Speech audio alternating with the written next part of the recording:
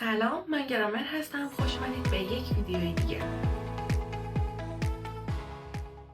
توی ویدیوهای قبلی اگر که یادتون باشه ما راجع به خرید کردن حالا توی یا خرازی یا توی آنلاین شاپ هایی که حالا داریم، چه توی اینستاگرام چه سایت، و راجع به بازار با هم دیگه صحبت کردیم.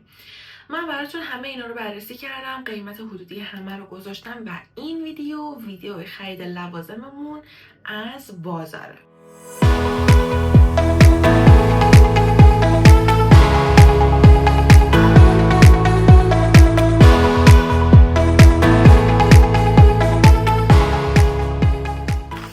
دست من میبینیم کیسه های خریدم از بازاره.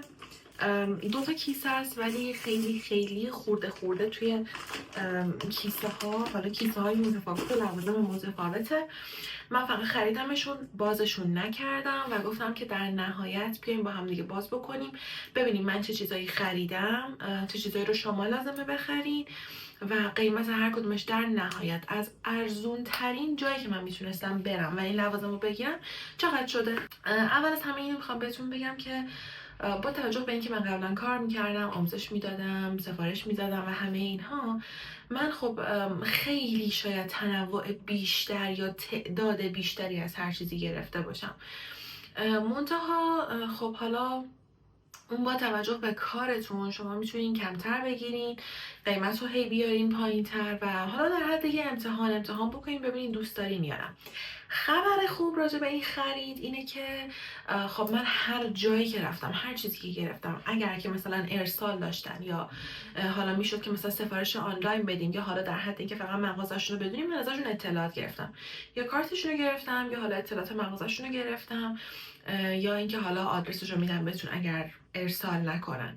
خیلی خیلی خرید خوبی بود. همونجوری که فکر میکردم قیمت ها خیلی بهتر از حالا خرازی بیرون و سایت بود، هرچند که خب بازار خیلی شلوغ بود، خیلی واقعا اونچنان سیف و امن نبود که من بتونم براتون از خود بازار، حالا از همون مغازه هایی که میرم ویدیو بگیرم، واقعا از لحظه که من وارد بازار شدم تا لحظه که خارج شدم شاید یک بار گوشیمو قایمکی در آوردم نگاه کردم و سریع دوباره گذاشتم توی کیفم. یعنی اصلا امکانش نبود که من بتونم براتون ویدیو بگیرم از اون فضا، هرچند که خیلی دوست داشتم.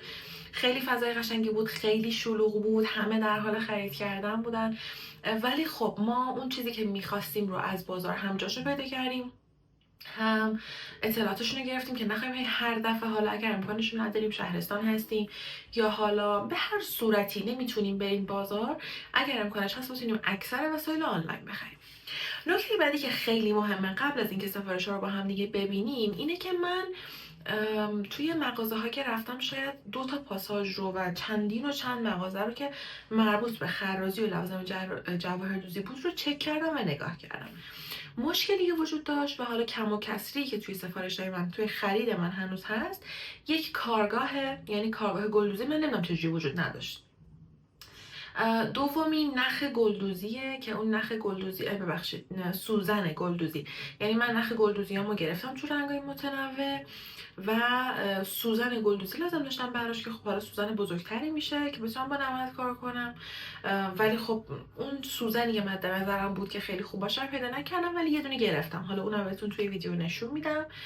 و یه مورد دیگه هم نمد بود که من نمد رو هم نتونستم بگیرم، یعنی 1-2 مدل نمد بهم نشون دادن که نمدهای کاغذی بود. اتفاقا فروشنده و من گفتش که ببین این نمد کاغذی، حالا من دست گرفتم و جنسش رو دست دادم، گفتش که این نمد کاغذی یه مقدار سفت تره. آدما برای اینکه کار جواهردوزیشون سفت بشه، پشت کارشون خب یه مقوا میذارن، یعنی اون وسط برای اینکه کار یک جلوه حالا سفتی داشته باشه یه مقوا میذارن، میچسبونن به کارشون و مقوا رو در نهایت میچسبونن روی اون چرمشون و اینا رو به هم دیگه کانکت میکنن که یه قوام بگیره، کارشون سفت و قشنگتر بشه. گفتش که این نمدها اون کار مقواها رو براتون انجام میده. من چون خودم اون زمانی که حالا نمد گرفته بودم با این نمد روبرو نشده بودم، خیلی اطلاعاتی راجبش نداشتم، بنابراین رفتم سراغ این که همون نمد عادی رو بگیرم و حالا مقوا رو تا حالا ببینیم یه بارم اون نمدی که میگفت رو امتحان کنیم. یه مقدار فکر می‌کنم از نمد عادی گرونتر بود، هرچند که اونجا خودش نمد نداشت. و از همه مهمتر اینه که من نخ گوترمن پیدا نکردم. یعنی بهتون بگم واقعا مثل کارگاه پیدا نکردن برا من عجیب بود. چقدر من گشتم، مغازه ها رو گشتم، پاساژ رو 2 بار 3 بار گشتم، از همه مغازه ها پرسیدم، نمیدونم چرا. یعنی نخی به اسم نخ مز داشتن ولی نخ گوترمن نداشتن. بذارید من نخ مز رو بهتون نشون بدم. این دوتا نخ مز هستن. حالا این بالاشون هم آبی رنگ، من از نزدیک هم بهتون نشون میدم، نوشته شده نخ مز. والا جنسش رو که من دست زدم به من گفتن که ببر دونه ای 135 تومن. اینو مد نظر داشته باشین که من فقط ازش مشکی و سفید گرفتم. گفتن که نه، برای کار جواهرریزی خیلی کار میشه، نخ با دوامیه، نخ خیلی خوبیه و همه اینها. حالا ما نهایتش اینه که مثلا 1 کار 2 کار با اینا میزنیم. حالا من میگم 2 رنگ گرفتم، ببینم راضیم یا نه، یا ببینیم که میارزه واقعا از این استفاده بکنیم یا نه. اگر این اوکی بود و واقعا دیگه نمیشه نخ گوترمن رو پیدا کرد، من فکر میکنم نخ مز جایگزین خوبی باشه. اگرم که نشد و به نظر حالا کار خوب نبود، میریم سراغ نخهای دیگه. هرچند که من یک خراجی رو از قبل میشناسم که همون زمان هم از همونجا نخ گرفته بودم. تصمیم دارم که امروز یه سری بهشون بزنم. اگر که موجودی نخ گوترمن داشته باشم هم بتونم پیدا کنم با قیمت معقول، هم میگیرم هم حتما بهتون میگم دیگه. یعنی میرم اونجا سراغش و اطلاع این موردم بهتون حتما میدم. بریم سراغ سفارشم.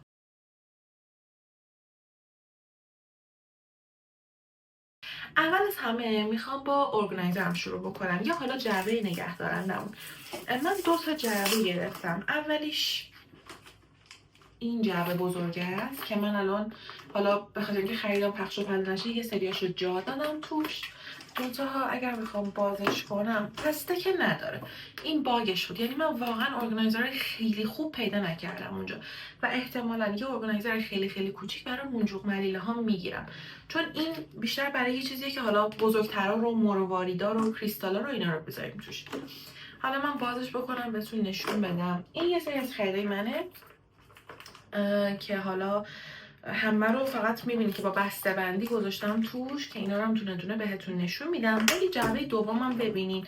آها، این خونه های توی این ارگانایزر تکون نمیخوره، ثابته. من قبلا یه جعبه داشتم که مثلا اگر برای چه میدونم میخوام سردی اینجا فقط نخ بذارم، این اومدم این دوتا رو برمی آوردم و شروع کردم اینجا مثلا نخامو گذاشتم. میتونستم تغییر سایز بدم ولی این نه، این آپشن رو نداشت. 4 تا سایز داشت. فکر میکنم این سایزش 300 خورده ای بود، این بزرگه 300 خورده ای بود. مثلا فکر کنم این 100 تومن بود، این قیمتش اینطوری بود. همونطور که ببینید من هنوز بازش نکردم، بازش میکنم و توش رو بهتون نشون میدم. من اینو برای سنگام خریدم. من اینو بازش کردم، ببینید اینم همون طوریه. خیلی امکان این که حالا بخوایم جاها رو جابجا بکنیم اصلا یعنی نداره، ولی خب برای سنگ چیز خوبیه. یعنی با توجه به اینکه جاهای بزرگی داره، سنگاتون تو هر سایزه باشه میتونین جا بدین. ولی اگر طیف رنگی سنگاتون خیلی زیاد باشه، به طول حالا در مدت زمان شاید لازم باشه 2 تا از این بگیرین، یا حالا مثلا با خونه های بیشتر ولی تو همین سایز خونه، یعنی من فکر می‌کنم همین سایز شما حداقل میتونی 20 تا سنگ توش بندازی، 30 تا بسته به سایز سنگت، 30 تا دونه سنگ یه رنگ رو فقط توش بندازی. یا حالا اصلا برای منجوق ملاتون هم میتونه چیز خوبی باشه. من خیلی خوشم اومد ازش. و البته توش برام سوزن گلدوزی من انداختن که حالا سوزنم بهتون نشون میدم. یه سوزنی تقریبا انقدر بزرگ، ولی خب سرش یعنی برای نخ گلدوزی خیلی مناسب نیست، ولی به من گفتن امتحان کن. این از 2 تا جعبه هامون. میخوایم بریم سراغ یه سری مروایدایی که من خریدم و توی این جعبه گذاشتمشون. من یکی مروایدا رو در میارم بهتون نشون میدم. ببینید مروایدا میتونن توی 2 تا 3 سایز باشن، یعنی کوچیک، متوسط و بزرگ.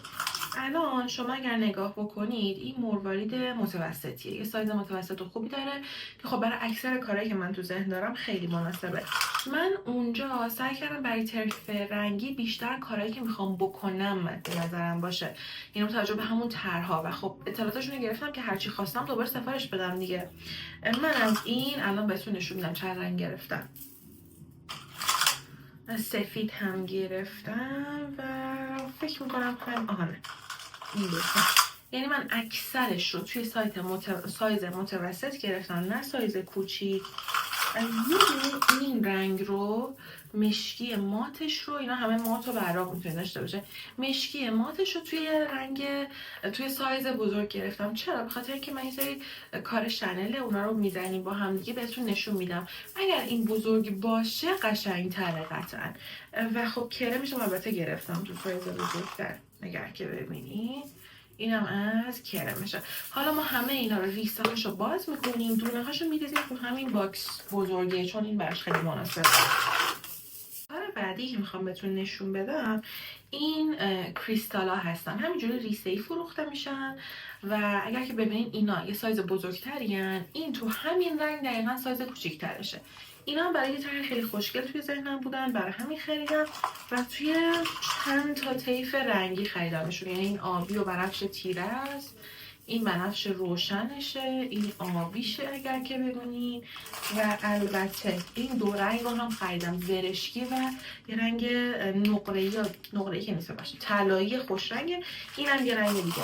اینا هم دوباره باز میشه تو همین جعبه بزرگه، ارگنایزشون میکنم. راجع به قیمت مرواریدا بهتون بگم. ببینید قیمت مرواریدا بسته به اینکه شما حالا ریستون سایزش بزرگ کوچیک چجوریه، تقریبا ریسه‌ای مثلا 10 میشد یا ریسه 15 میشد، 20 میشد، مثلا کریستالا میشد 25 میشد، بسته به سایزش، ولی بیشتر از این نبود. مورد بعدی مورد سنگای متری هستن که شما معمولا توی این سایز میبینین. اگر یادتون باشه راجع به پایه هاشون هم با هم صحبت کردیم.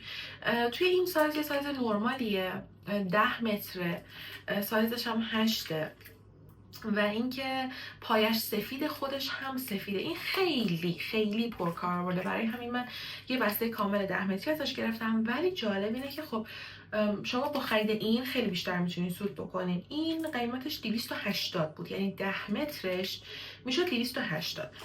اما من ببینید به صورت مثلا 1 متری هم خریدم، یعنی همون سنگ متری رو برای من 1 متر اندازه زدن، چون حالا کارهای ما کوچیکه دیگه، کم کم استفاده میشه، هم پایش مشکیه هم خودش مشکیه، و متری 45 به من دادن. حالا یه سری متری گفتم 50 60، ولی دیگه چون بازار بود همه رو برای من متری 45 زد. یا مثلا این ببینین یه سنگ 7 رنگ، پایش زرده، اینم خیلی کاربرد داره، خیلی سنگ قشنگیه.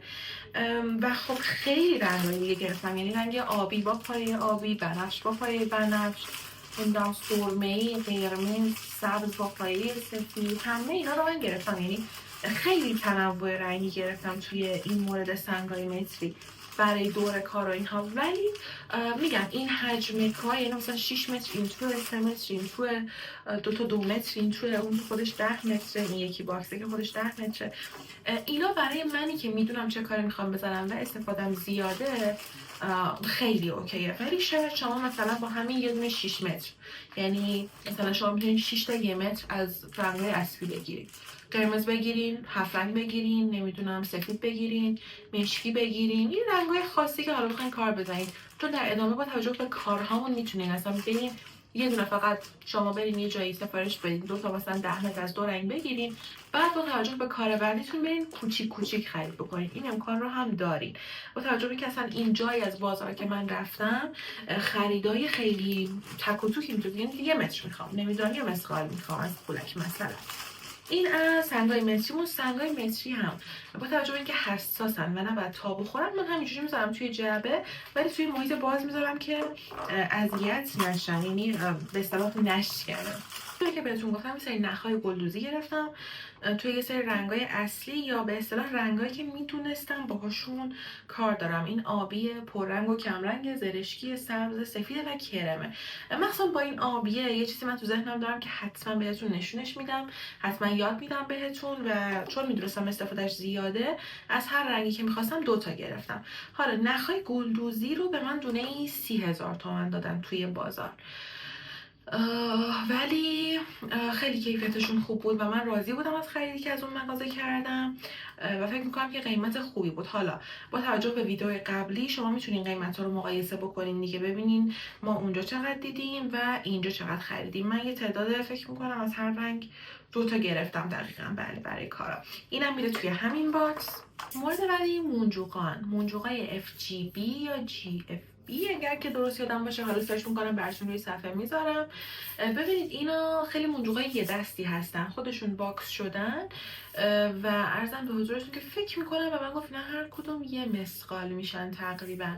حالا من با یه دونه یه مسقالی که بسته بندی شده اندازه‌شو بهتون نشون میدم. اینایی که من خریدم دونه 30,000 تومان بود. حالا باکس شده است دیگه، منتها میشد کمترم گرفت. من فکر میکنم پول این باکس رو گرفتم، ولی چون من خودم با این باکس ها قبلا کار کردم و خیلی کار آمدن، یعنی شما میتونید یه فضای خیلی زیادی از ارگانایزر تو سیو کنی، چون که اینا این توی جعبن، نمیدونم کثیف کاری ندارن، بیرون نمیریزه، میتونی یه چیز دیگه خالی کنی، اینو جا بدی سر جاش، تو یه چیز دیگه بیاری، خیلی جراحی به درد بخوره. حالا اصلا چیزی هم که بود، شما میتونستی ارگانایزر رو بگیری و مثلا یهو 50 تا از اینا خالیشو خودت بگیری، بعد مسخال بگیری خودت پرش بکنی. این امکان رو هم داری. مورد بعدی هم همین ملیله ها بود که میگم بسته بندی شده. این 2 مسخالیشه، پس من فکر میکنم اون باکس هم باکس های 2 مسخالی باشن. اگر مثلا من اینا رو بذارم کنار هم توی 2 تا توناژ رنگی، ببینید شما لازم نیست توی این 2 تا توناژ انقدر نزدیک به هم خرید بکنین. شما میتونین یه دونه نارنجی بگیرین، چون که دارین تازه کارو شروع میکنین. بنابراین اون قیمتی که من میخوام در نهایت بهتون بگم و شما کاملا با نصفش میتونین بهترین خریدو بکنین. و خب میگم این 2 تا رنگ رو ببینید، اینا تقریبا توی یه اندازن. اگر که من اینا رو بذارم کنار، من باز میکنم توی باکس، شما کنار هم دیگه میبینینشون. و خب این از ملیله هامون میشه. ما منجوق داریم، منجوق شکسته داریم، منجوقای کامل داریم، براق شاین، فکر میکنم حدود 4-5 رنگ افتاد، حدود 4-5 رنگ منجوق کامل دارم و منجوق شکسته هم دارم تقریبا توی هر توناژی که خرید کردم. مثلا این هم شکستشه، هم ملیله شکسته است، هم ملیله کامله و خب خیلی اینا پر کار بردن. حالا توی چه کاری و پر کردن چه چیزی بهتون نشون میدم. من همه اینا رو 2 مسقالی گرفتم، یعنی همه اینا رو بهش گفتم 2 مسقال. مثلا یه دونه این رو که میدونستم کارم باش بیشتر رو بهش گفتم برام 3 مسقال بریزه. مسقالی 45-50 بهم گفت فکر میکنم، یا کمتر، دقیق یادم نیست، ولی آخر یه جمع کلی از همه چیزایی که خریدم براتون میذارم و اگر که دوست داشتین میتونید برام کامنت بذارید یا توی اینستاگرام که اد کردین اونجا برامون دایرکت بذارید. من براتون کارتشون و آدرسشون و هر کدوم از اینا رو که خواستین براتون میذارم که بتونین حالا یا باشون ارتباط برقرار کنین، ازشون خرید آنلاین انجام بدین، یا اینکه اصلا برین بازار رو همونجا حضوری ببینین و خیلی جای لذت بخشی، تنوع رنگی خیلی زیاده، اصلا باورتون نمیشه، یعنی خیلی خیلی سخته انتخاب کردن رنگ اونجا. مهمترین بخش برای من بخش سنگاست. من 2 تا بسته سنگ دارم. این 2 تا رو فکر میکنم حدود 900 تومان، 24 تا سنگ اینجا، 45 تا اینجا. اینا دونه ای اشک دونه ای 2 تومن بود، این یکی ها دونه ای 5000 تومن بود. و خب من حالا از هر رنگ تقریبا 4 تا 2 تا 6 تا از این سری که پرکار بود خریدم، ولی باز میگم شما میتونید این تعداد رو کمتر بگیرید. یعنی من این 2 تا کیسه سنگم از یک مغازه دقیقا شد 920 یا 60. حالا باز میگم براتون مینویسمش اینو حتما. مورد بعدی که مربوط به هموناست همین چسبامونه که من هم کوچیکشو گرفتم هم بزرگشو، چون که بهتون گفتم فقط شما بزرگ بگیرین اگر که یه جای ثابته، ولی من چون ممکنه بخوام جای دیگه هم کار بکنم، وسایلمو ببرم و بیارم، ترجیح دادم یه دونه چسب کوچیک هم داشته باشم که کمتر جا بگیره و بتونم حالا استفاده بیشتری از اون کیف بکنم. من چسب 8000 رو گرفتم همونطور که بهتون گفتم و اینا هم 2 تاست دیگه، هم سایز کوچیک داره هم بزرگ و همین مارکو بگیرید حتما. ما یه رنگ توسی هم داریم با یه شماره دیگه، من خودم یه بار از اون استفاده کردم برای کار ما، چه پشت کار که میخواین مقوا بچسبونین، چه اینکه میخواین خود چرم مصنوعی رو بچسبونین، چه بخواین هر چیزی برای خود سنگتون. هیچ نگران سنگتون نباشین، تکون نمیخوره و من همین رو بهتون پیشنهاد میکنم. اگر ویدیو قبلی من رو دیده باشید یادتونه که بهتون گفتم قیچی یکی از بخشای مهم و لذت بخش کاره. یعنی شما خیلی قرار با این قیچی کار بکنی و اینکه حالا گوگلی باشه، کوچیک باشه، نمیدونم مناسب باشه، دوستش داشته باشی، خیلی میتونه برات لذت بخش باشه. بنابراین من یه قیچی خوشگلم کوچیک برای حالا نخا و کارا و ریسه ها و همه اینا برای خودم گرفتم و قیمتش هم خیلی خوب بود نسبت به بیرون. فکر میکنم 100 خورده‌ای بهم گفت کوچیکش رو. مورد بعدی که اونم دوباره مهمه برای دور کاره بلرسانمون هستش. من 2 تا بلرسان توسی گرفتم، 2 تا سفید گرفتم، 2 تا مشکی گرفتم، یه دونه قرمز گرفتم برای تنوع، خیلی برام جالب بود. الان پشیمونم که چرا یه دونه آبی نگرفتم. این اصلا رنگای عالی عالی. ولی خب ببینید شما برای شروع کاری یه بلرسان سفید بگیری، یه مشکی برای من کافیه. یعنی شما میتونی کاملا کارتون انجام بدی با همون، چون بلرسان حالت فنری داره، یه مقدار باز میشه و شما قرار نیست که همه اینو به همین شکل کار بکنید روی سطح کاره. بنابراین اینم خیلی گرونه بلرسانم میدونم و بدونید که شما من تقریبا الان چند تا میشه بلرسان، 8 تا بلرسان خریدم، یعنی 8 تا بلرسان بلند خریدم. شما میتونید با 2 تا کارتو جمع بکنی و اصلا آموزش رو شروع بکنی. اینم از رنگای بلرسانمون. مورد بعدی سوزن و پیکسله که خب من یه سری پیکسلای متوسط و بزرگ گرفتم برای پشت کارم، چون من اکثرا سنجاق سینه میزنم، یعنی گل سینه میزنم توی کارم و سوزن رویال شماره 10 رو شماره 8 رو من اینجا پیدا نکردم، 10 رو پیدا کردم که خب استاندارد رویال 10 رو بگیرین اوکیه. اینم از سنجاقمون برای پشت کار که اینم حالا زدنش به پشت کار که تمیز باشه مراحل خاص خودش رو داره که ایشالا اونم با هم دیگه میریم جلو. دوباره سنگ گرفتم، یک عالمه سنگ از این مغازه گرفتم که رنگای به شدت متنوع، طرحهای به شدت خوشگل. یعنی ما تو این مربع داریم، قرمز داریم، صورتی داریم، قلب داریم، اشک داریم. یعنی اصلا این باکسی که من خریدم جدا از اون، اینو شما اصلا نیاز ندارید، واقعا نیاز ندارید. یعنی اینو من برای کار خودم، برای اینکه تنوع کارم و ترسیدنم زیاد باشه گرفتم. و خب شما که دارین شروع میکنین همون سنگا در حد 1 تا بسته کافیتونه، این در حد 40 تا دونه سنگ میتونه کافی باشه براتون. حالا تو طرح‌ها و رنگ‌های متفاوتی که بهتون میگم و نیاز دارین بگیرین، ولی این خب برای من حکم طراحی کردن بیشتر داره، بنابراین خیلی برام ارزشمند بود و اینو گرفتمش. خیلی دوست داشتم و با حوصله نشستم اینا رو انتخاب کردم و خب حالا توی کارهای متفاوت بهتون نشون میدم. همه سنگایی که من خریدم سنگای پایدار هستن. در حد 1 مسخال 2-3 رنگ منجوق و ملیله دیدم توی مغازه آخر که ارسال آنلاین هم داشت. البته همینه که همه سنگای جدید و همه چیز رو ازش گرفتم. این 4 تا رنگ خاصه اینم گرفتم که حالا باز دوباره میبینی شما. و میمونه این پولک ها.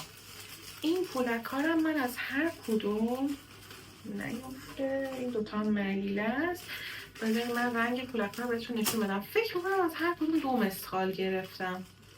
آره این رنگاست، قرمز، بنفشه، نمیدونم کرم، آبی هم گرفتم. فکر کنم که نیست آبی، حالا احتمالاً توی یک از این کیسه هست.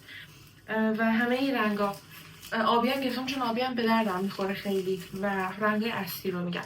اینا هم فکر میکنم مسخالی 20 بهم گفت. آره اینا هم مسخالی 20 گفت. ولی خب ببینید شما توی همین یه مسخال خیلی داری، یعنی باور کن که کم نمیاد. 1 2 اینکه من سایز متوسطشون رو گرفتم و اینکه اینا خیلی زیادن. یعنی این یه مسخال برای چندین و چند کار با توجه به میزان استفاده ما پاسخگوی شما هست، بنابراین نگران این مقدارش اصلا نباشید. مورد آخری که من گرفتم چرمای مصنوعیه. من 1 کیلو کرم انتخاب کردم، 1 کیلو مشکی انتخاب کردم. مشکی خیلی با کاربرده و این کرم هم همینطور. به جای سفید من ترجیح همین کرم بود. حالا با رنگای روشن ما پشت کارو کرم میزنیم، با رنگای تیره کارو مشکی میزنیم، به احتمال زیاد بسته به حالا طیف رنگی که داریم کار میکنیم. من تقریبا همه خریدامو بهتون نشون دادم، یعنی دقیقاً همه خریدامو بهتون نشون دادم. چیزی هم اگر جا افتاده باشه توی ویدیو میبینین، چون که میخوام همه اینا رو بریزم توی جعبه و جا بدم بهتون نشون بدم، اونا رو هم ببینین. همراه ما باشید آخر ویدیو. و در رابطه با نرخ حتما نمد این کارگاه همه اینا رو بهتون اطلاع میدم، آپدیتتون میکنم. احتمالاً اونو توی یه شورت بهتون توضیح بدم چون دیگه به یک ویدیو جدید لازم احتیاج نداره. جلسه بعدی ما با تور ارگانزا و کارگاهمون و یه سری منجوق و ملیله و ملیله شکسته شروع میکنیم یه سری دوختای خطی زدن با هم دیگه و این میشه اولین قدم ما برای شروع جواهردوزی. بنابراین توی این 1 هفته خیلی عالی میشه که شما وسایلتون رو تهیه بکنید و حالا از هر کجا که خواستین خودتون برین دیگه. فکر میکنم حدود قیمت ها رو میدونین. من دقیقا حدود 5 تومن خرج کردم برای همه این وسایل و حالا یه سری نخام مونده، ولی شما میتونین به نظر من با 3 تومن یه خرید خیلی خیلی خوب و کافی برای شروع انجام بدین. و من فکر میکنم که فاصله 12 تومن، 7 تومن، 6 تومن با 2.5-3 تومن توی بازار خیلیه. همونطور که دیدین من از همه چیز خیلی گرفتم، چند رنگ، خیلی طیفای زیاد گرفتم، به خاطر اینکه حالا خیلی وقت نمیکنم که برم بازار. توی این یه بار رفتن و گرفتن شماره ترجیح دادم یه جایی رو داشته باشم که بتونم هی بهشون رجوع کنم و دوباره خرید بکنم. بنابراین من توی ویدیوی بعدی شما رو میبینم. مرسی از اینکه با من همراه بودین. لطفاً بمونین و ویدیوی جا دادن این وسایل، اون صدای لذت بخشی که دارن رو با هم دیگه ببینیم. توی ویدیوی بعدی میبینمتون.